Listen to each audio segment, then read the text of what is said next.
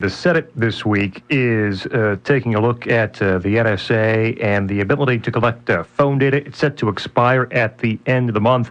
The Senate might not act on a few of these provisions, and they would expire, at the end of May. Mitch McConnell says there's a bill that would temporarily renew some expiring provisions.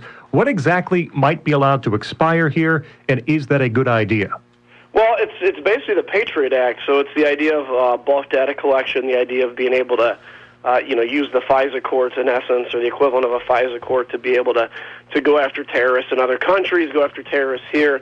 Look, it's very dangerous if this expires. I mean, you have, the Rand Paul elements of our party that are out, I think, sending a lot of misinformation to people about what this program is. It is not a bunch of people sitting around reading your text messages or viewing your Snapchat pics or doing anything like that. It's simply an automated process that collects no more information than what you get every day on your phone bill.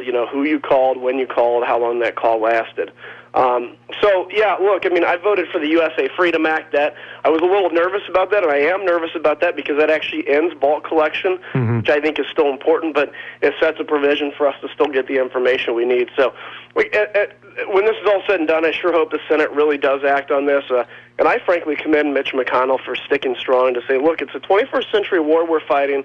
We need 21st century tools to fight it.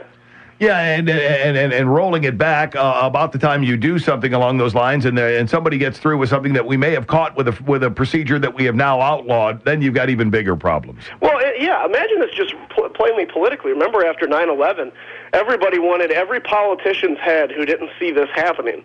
Look, we see the threat that we face with ISIS. You guys talk about it all the time on your show. Your listeners are very concerned about it, and rightfully so.